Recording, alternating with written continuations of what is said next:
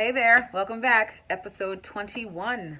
Wow, of Grief Talks with Noel. And I, again, never take it lightly or for granted when you choose to check out what I'm going to talk about tonight. I know this is not going to be like a DIY channel or like a cooking channel or a makeup tutorial channel or a gaming channel. I get that. This is hard work and it's not going to be the most popular thing ever. So I am completely honored and blown away by all those who actually tune in every single week to check out what's going on. Emotional work, emotional digging, being in the trenches, grief support, talking about your feelings in regards to loss, ugh, not fun. But shout out to you for every single week trying your best to make sense of your nonsense world. I appreciate it. I really do. Episode 21. Tonight, the title rather, is a bit, I guess, unusual. And I struggled to record this all day because I knew that it was going to be a bit strange. But hopefully by the end of the episode, it'll make some sense to you and it will be helpful to you. All right, so here we go. Tonight's title is Apostrophe. Now, when I said that, you probably immediately thought of the little punctuation mark, the little like curved line that is used at the end of a name to show that the object mentioned afterwards, is owned by the person. So it's used to show ownership, like Noel's performance, or Kevin's drumstick, or Patricia's coffee, or Anthony's wife, or Taylor's book, or Corey's church, or I don't know, whatever you want to put apostrophe S, okay? It's used to show ownership, right? But apostrophe, in this context that we're going to talk about now, there's another actual definition of apostrophe. And we're actually going to focus on apostrophe as a literary device. So when people have written literary works, be it a play, be it a poem, whatever, a novel, sometimes writers use apostrophe in their works. And let me tell you what that means.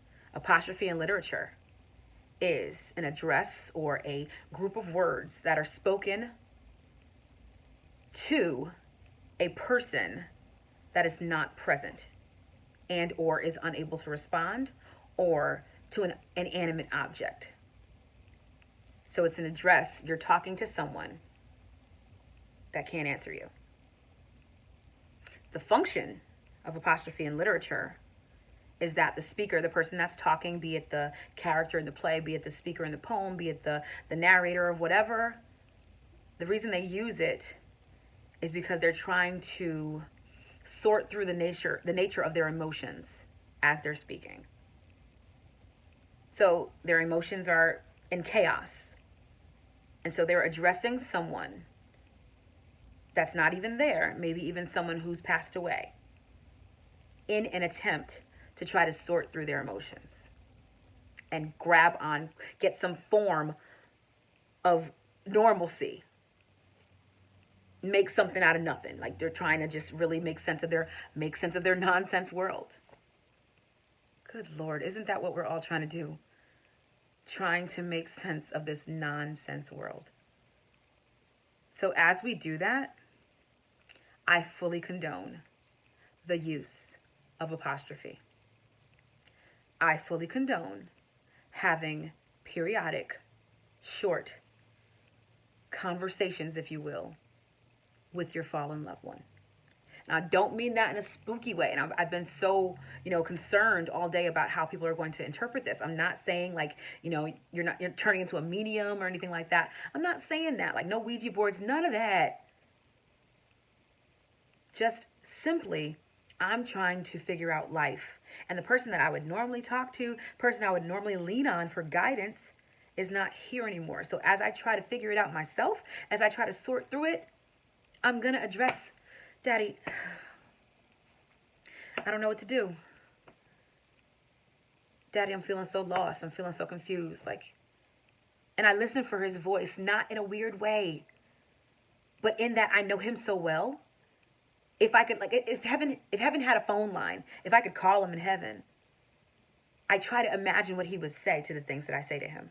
Let me give you further context. Okay, so last week I was having a really rough day and everything, and As I mentioned in the last episode, things in my life are like kind of shifting, my personal life. And so I went to a place in the house where I know a lot of my father's things are, and I hugged his things, put my arms all the way around his stuff.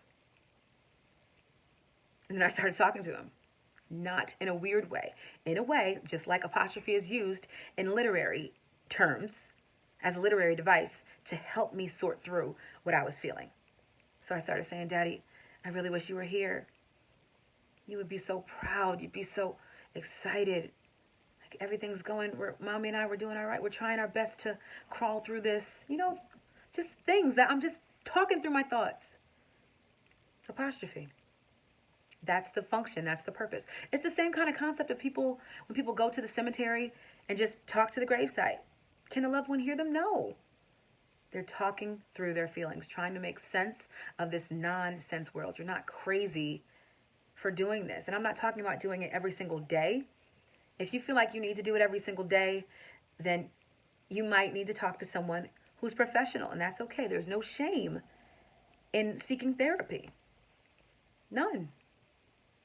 But if you feel like sometimes you just need a little guidance, and if that person was here, you would talk to them, you would bounce things off of them, you would get their counsel, do it.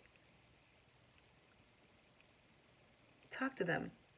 They're not going to answer you back, but it's consoling, it's therapeutic. It helps you sort through your emotions, grab onto the nature of your emotions, and try to make sense of this thing that makes no sense. Everything is so different, and I cannot express this enough because I feel like some people still expect their lives to be the same after loss. No. Loss breeds trauma. No one is the same after trauma. You had life a certain way. And I think maybe episode 17 or whatever, one of that, maybe 19. I think that's still. One of the episodes, I break it down and we actually do the math where you figure out how long you were with your loved one. And then you compare that to the amount of time that you've now been without them. And you compare the two and you realize that it makes no sense for you to think that you're going to be back to yourself when the times don't match up. So for my life, for 35 years and 10 days, I lived life a certain way. I had my dad with me, and that was life. That was what I knew. And then December 19th, 2018, boom, over. So I'm trying to sweep up the pieces of my fragmented life and of my broken heart. And so I've got to, as I'm going through trauma, I need coping mechanisms. I need tools, practices that are put in place, healthy, non-detrimental practices that are put in place that promote healing and promote, regulation rather. Apostrophe is one of them. And I don't really care if you don't think so, because this is my process, which brings me full circle. Okay, so apostrophe S, grammatically, puts ownership on something, as in Noel's grieving process. So it's mine, right? And so as I embrace my grieving process, I fully reserve the right to use apostrophe to help me embrace apostrophe. So if I need to have periodic conversations, if you will, monologues, whatever, I need to address my dad audibly and verbally, periodically, and short, not a full-on, essay, dissertation thing. It's not long. If I need to temporarily connect with him in that way to help me further embrace my Noel apostrophe S grieving process, I will use apostrophe for apostrophe, and you should do the same thing. The same thing. Whatever you've got to do to get through this, you do it. You do it. One of my favorite shows is My 600-Pound Life. And Dr. Now, he has his clients, his patients often go to psychotherapy to get to the root of why they're doing this deleterious behavior. Like, what is it? And a lot of times the therapists tell them to write a letter to a certain person in their life. And they may never even give it to them. The letter is for them. It's to help them sort through what they're going through. They may never even give it to them. The person might be deceased or whatever. It's really just a channel to get out, to flush out your emotions, to release what you're feeling. Apostrophe, same thing. So let me say it again. Do not ever be ashamed or afraid as you're embracing your process, apostrophe S. It's yours, insert name here, apostrophe S, grieving process. If you've got to use apostrophe to do that, do it. Use apostrophe to further help you embrace and express your apostrophe. I hope that made some sense. I know that was a bit weird, but this is a weird process. It really is. And it's unfair and it's messy and awkward. But I promise you, I'm committed to trying to help you and me get through this. This is episode 21. And I think that there will be about maybe 25 episodes total before I move on to other things. Never leaving grief support. Still, dedicating myself to supporting those who are hurting because it's in my heart to do. So I'll just be doing it in different ways. So I think when episode 25 comes around, that might be it for the channel. But the channel will always be here to support you, to support me. You're not alone. We are in this together. And this is your process. Insert name here, apostrophe S. It's your process. So even if you have to use apostrophe to embrace your apostrophe, go for it.